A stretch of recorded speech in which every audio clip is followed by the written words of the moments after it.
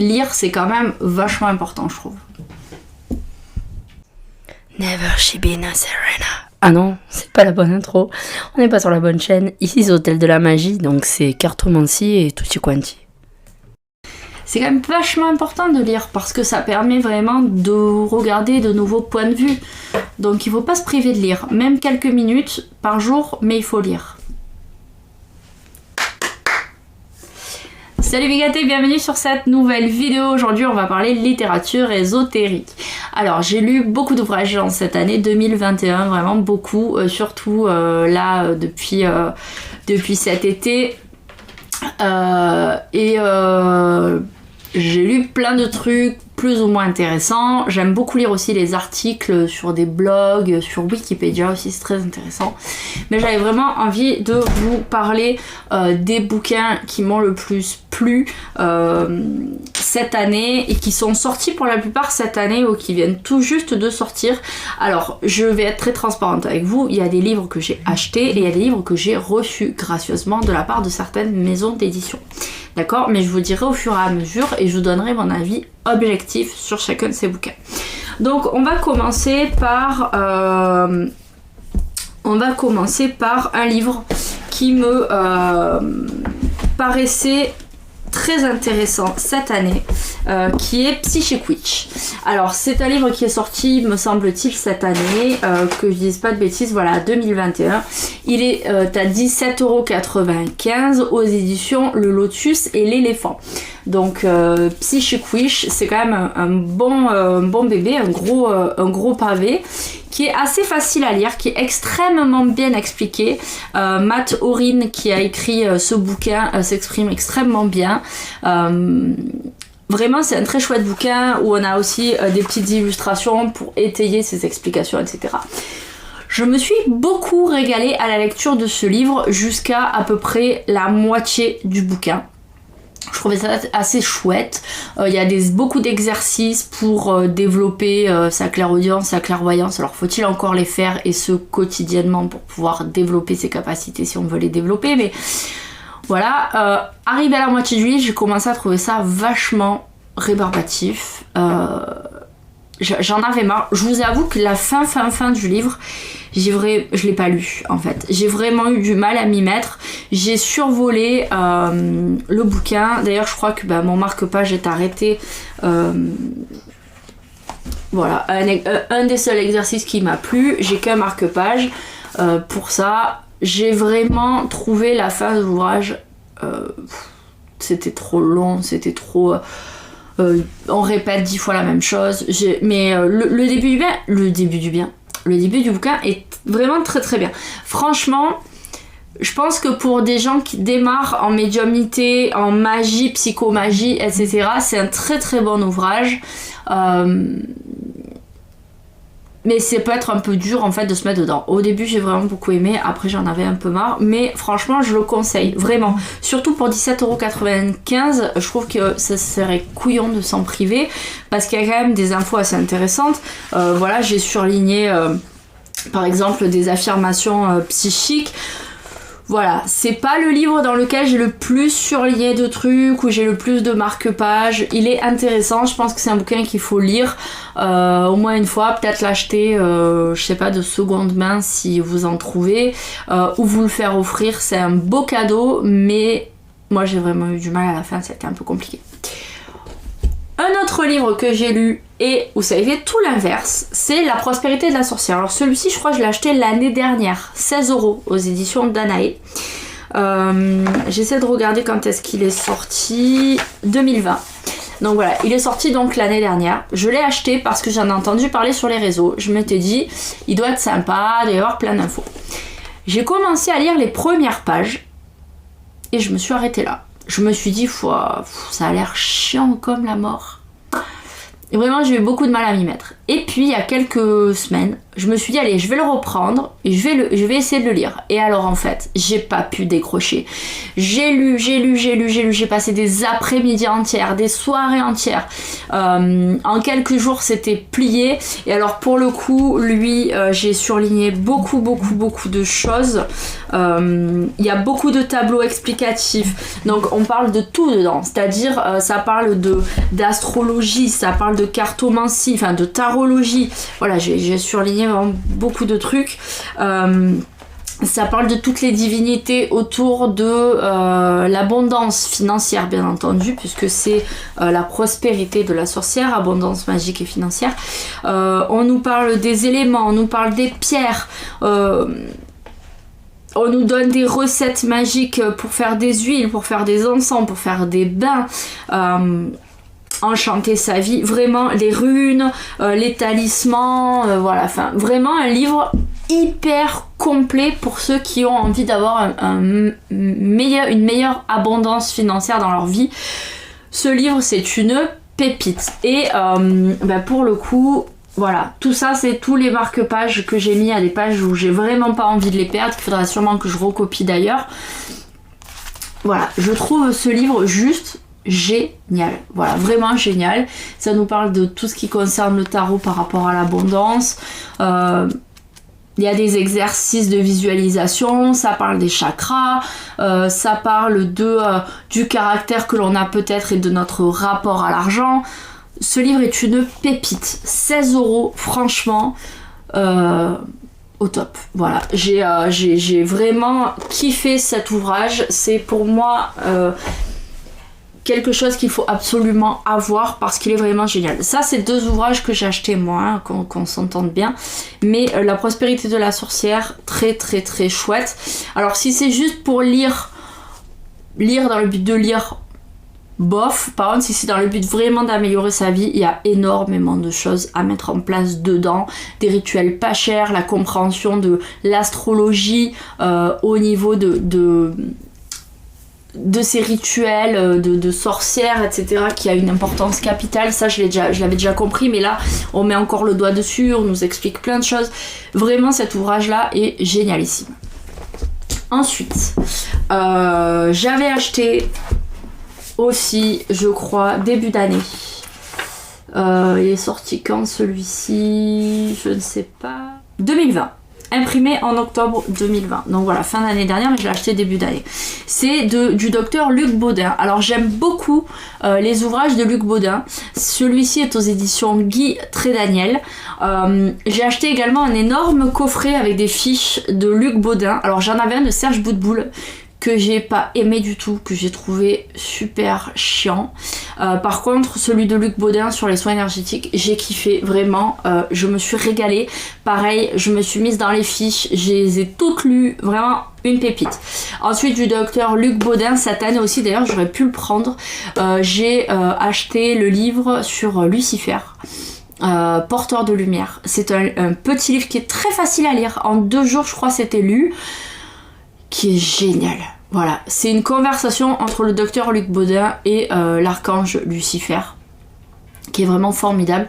Pour la petite anecdote, Luc Baudin, c'est un docteur, un médecin cancérologue, si je dis pas de bêtises.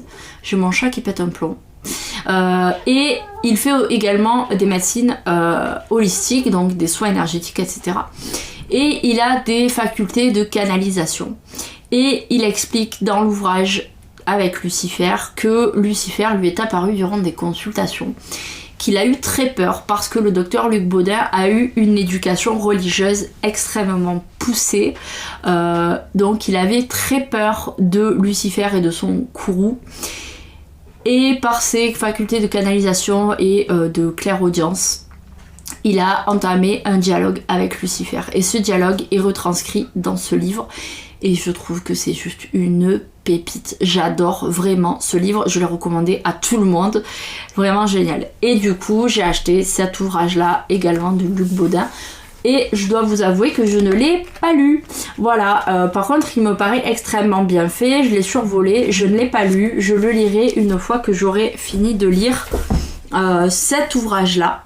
de Cécile Dallé qui s'appelle Mauvais œil et envoûtement. Je le lirai après pour voir si les deux méthodes sont complémentaires et ce que je peux faire comme micmac pour avoir ma méthodologie de travail. Déjà, j'ai déjà des méthodologies de travail pour la purification, etc. Mais je ne fais pas de désenvoûtement. Mais voilà, je suis en pleine... on va dire ascension de connaissances ésotériques et je commence à toucher à de nouvelles choses.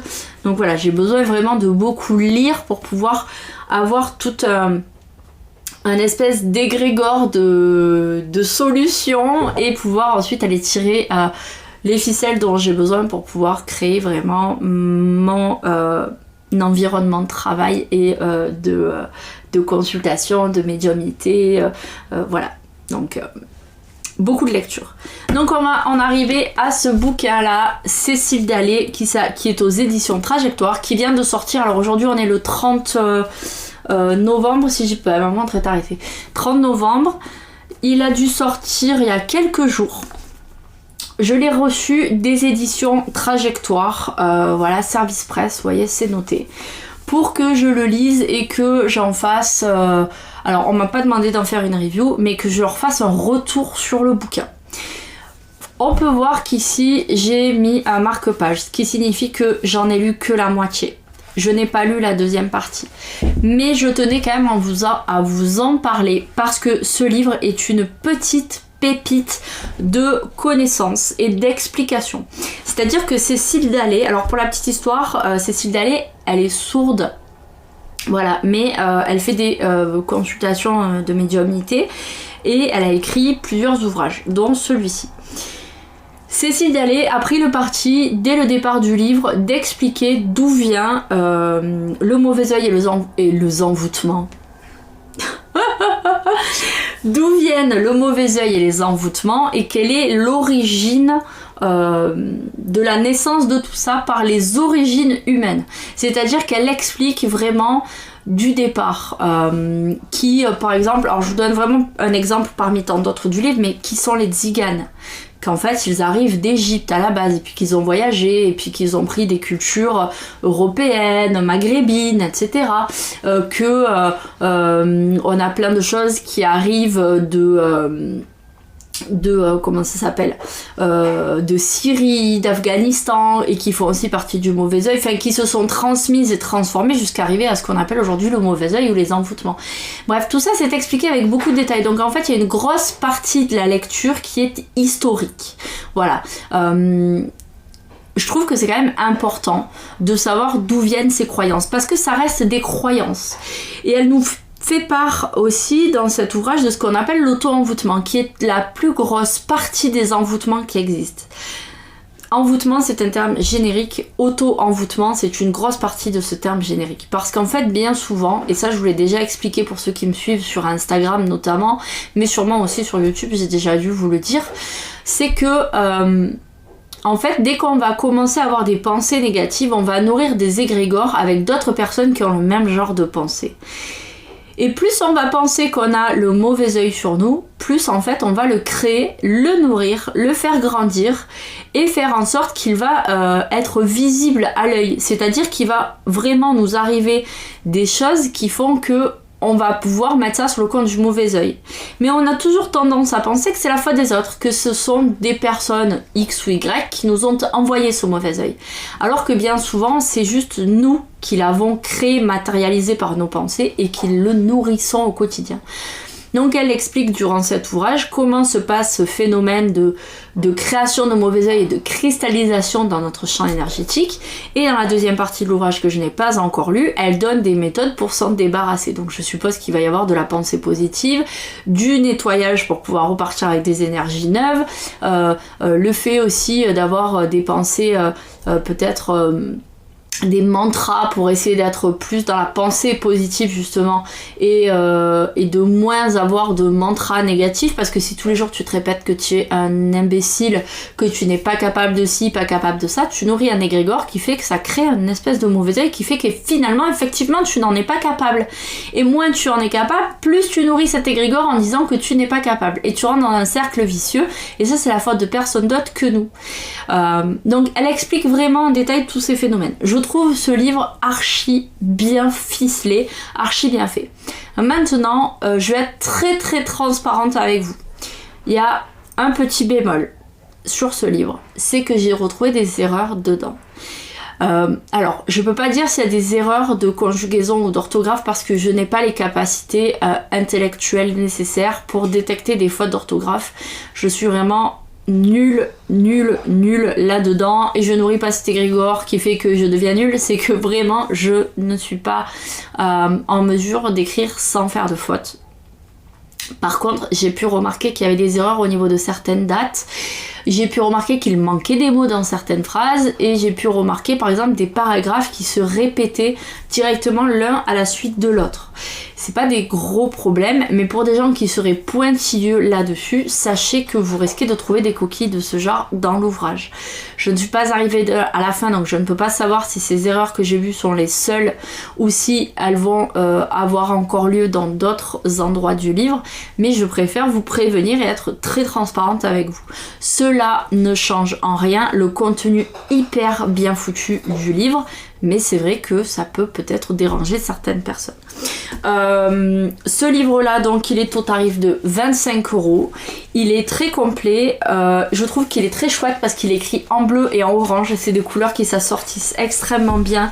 Et je trouve qu'il est vraiment chouette. Voilà. Alors, par exemple, là, on va nous parler d'envoûtement, de possession, possession par la transe médiumnique, le mauvais œil, qu'est-ce qui provoque une possession, les réactions que peuvent avoir des personnes envoûtées, comment se comporter lorsqu'on a l'impression d'être envoûté, les différentes formes d'envoûtement sur l'être humain, sur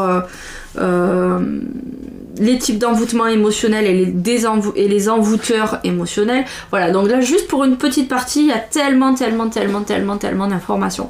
Ce livre est une pépite, il fait partie, tout comme La prospérité de la sorcière, des livres que je vais toujours avoir à portée de main parce que ils sont très intéressants. Et d'ailleurs, quelque chose que vous ne savez peut-être pas ou que vous ne faites peut-être pas et qui est très important lorsque vous faites des lectures de ce genre, c'est que il est important de relire les mêmes ouvrages plusieurs fois. On n'achète pas un livre de cette qualité-là au niveau de leur contenu en les lisant une fois et en les laissant sur une étagère, sauf si on veut juste lire pour lire.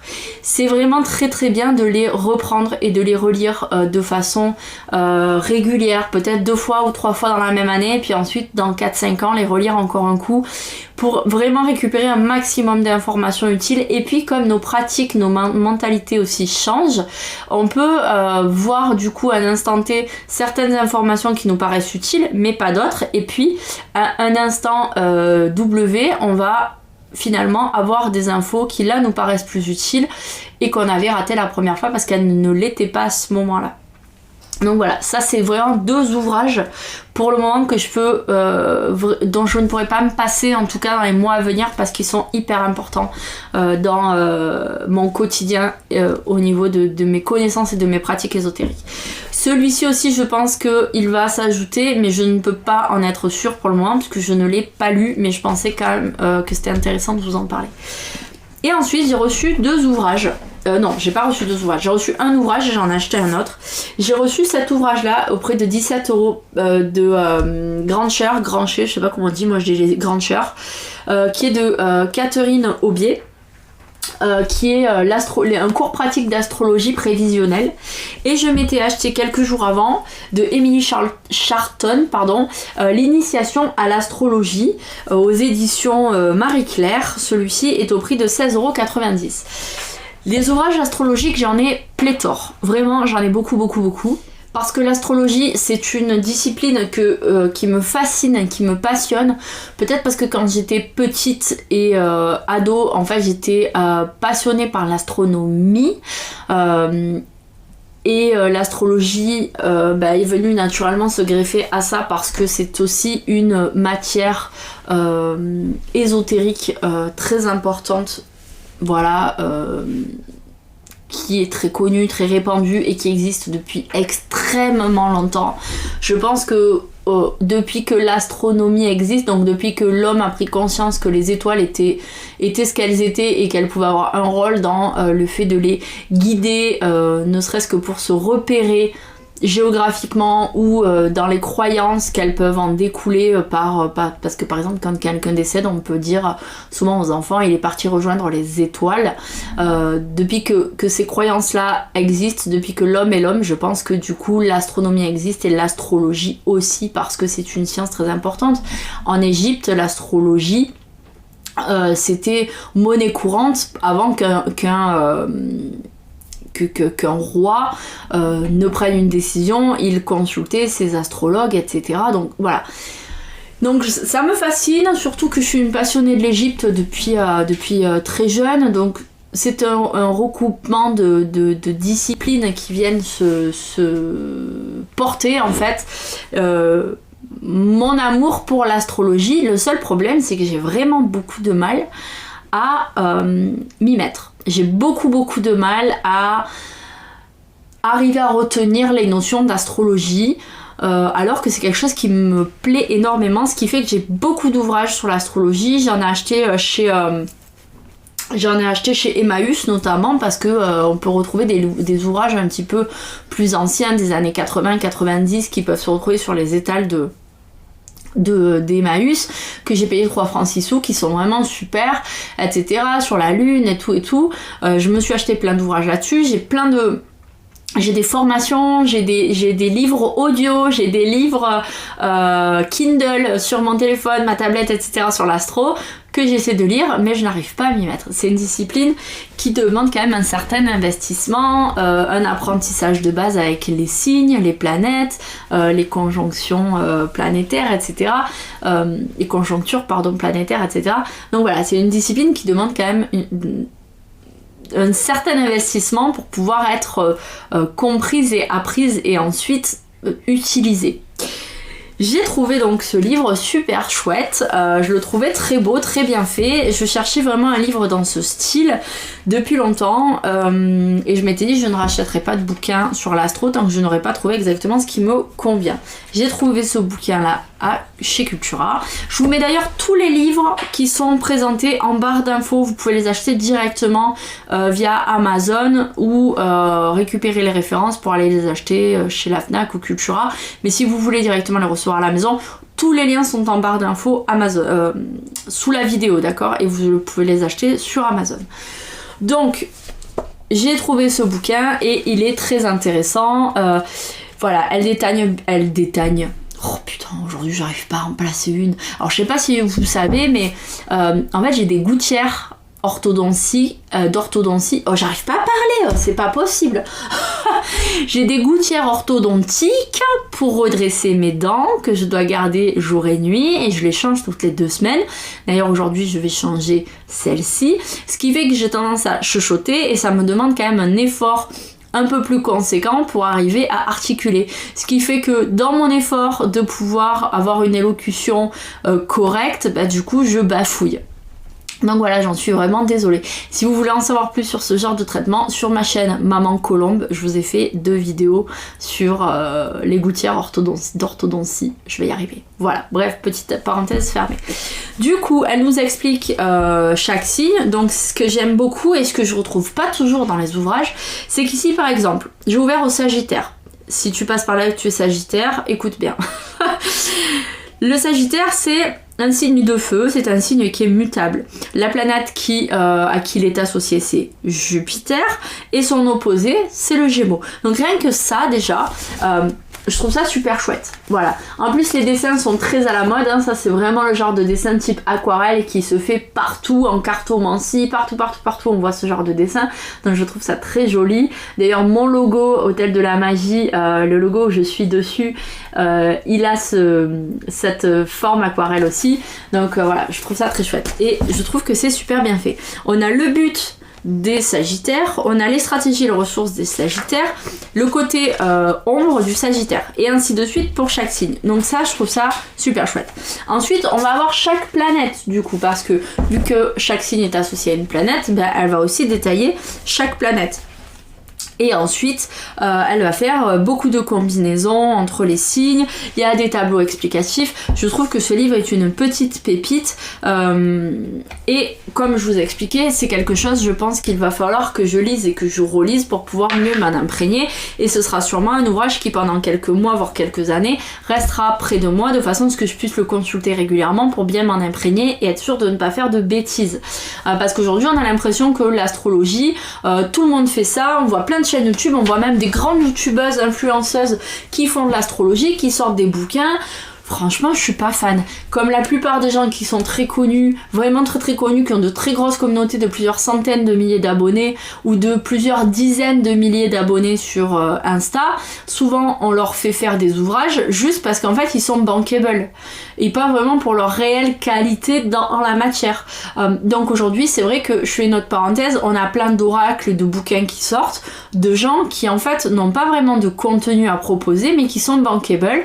Du coup, on leur fait faire des trucs et bien souvent c'est pas eux qui les dessinent, c'est pas eux qui les créent, il y a juste leur nom quoi en fond, et ça je trouve ça extrêmement dommage parce que c'est des articles qui souvent en fait n'ont pas d'âme. Des oracles comme ça, tu te dis waouh c'est super beau, c'est vrai ils sont super beaux mais en fait ils ont pas d'âme, la qualité est souvent médiocre, tu vas les prendre, tu vas les revendre sur des plateformes de style Vinted parce qu'en fait tu te rends compte que t'as pas d'affinité avec, parce que c'est juste de la rentabilité financière qu'on cherche. Et du coup, ça fait même croire aux inconnus que pour eux, ça va être la même chose. Ce qui fait que sur certains sites Facebook d'oracle, par exemple, eh bien, on a de plus en plus de personnes autoproclamés auto-éditeurs qui vendent des oracles qui sont,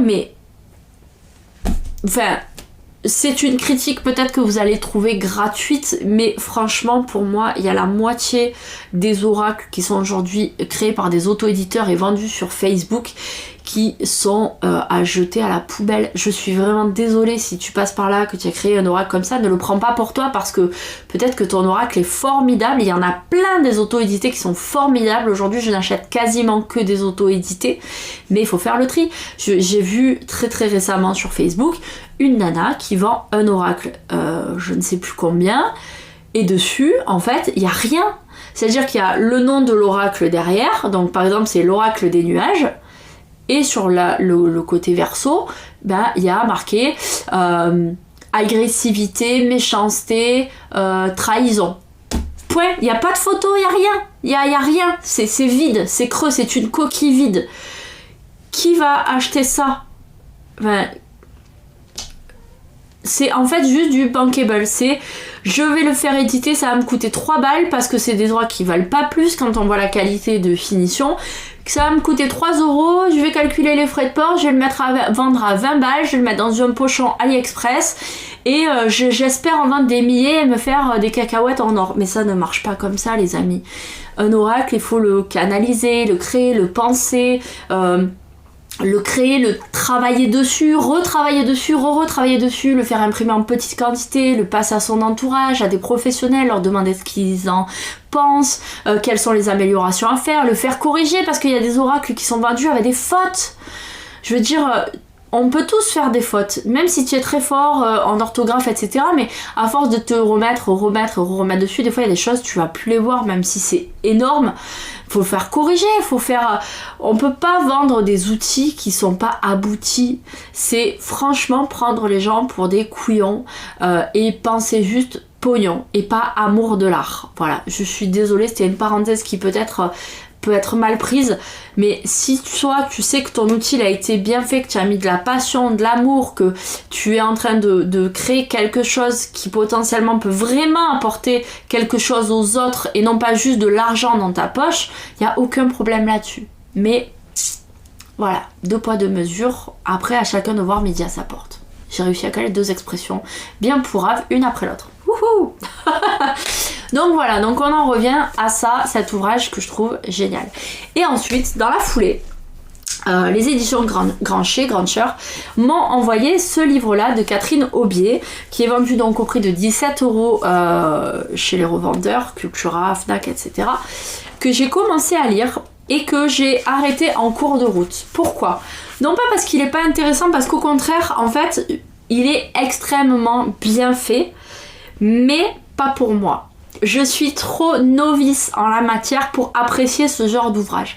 Donc si tu as déjà des connaissances en astro et que tu es un petit peu calé et que tu sais déjà faire un peu un thème de naissance, t'as pas besoin d'être super fort, t'as pas besoin d'être vraiment un cador dans la matière.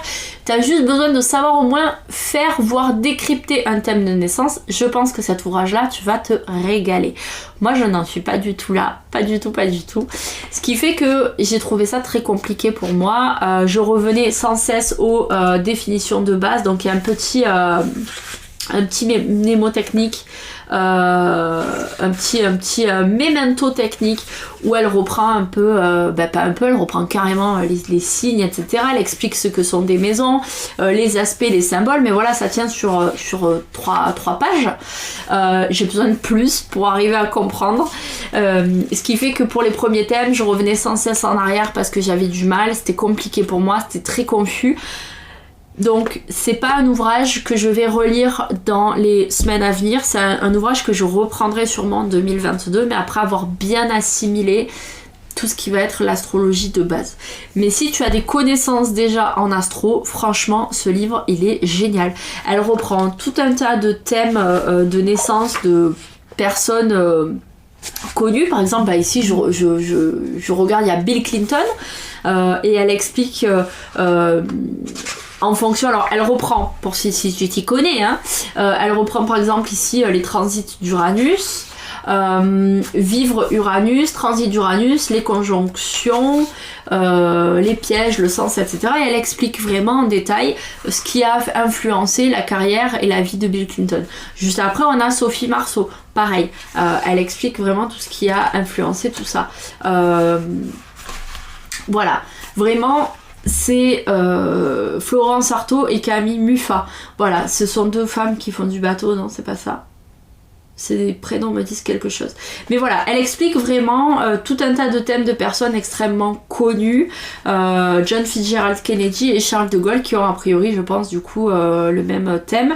Et elle explique vraiment tout ça. Donc si en plus tu es passionné par les personnages un peu historiques, bah, tu seras servi parce que vraiment c'est une pépite. Donc voilà les petites pépites vraiment que j'avais envie de vous présenter. Comme je vous ai dit, j'ai lu énormément d'ouvrages cette année, j'en ai encore à lire. D'ailleurs je vais vous présenter très bientôt un oracle dans un livre qui est vraiment super chouette. Je suis en pleine lecture de cet ouvrage, donc dès que j'aurai lu et assimilé tout ça, je vous en parlerai parce que vraiment c'est super cool, ça permet d'être transporté partout, de pouvoir faire de la voyance en tout lieu, en tout temps, grâce à un simple ouvrage, un simple bouquin, donc je trouve ça formidable.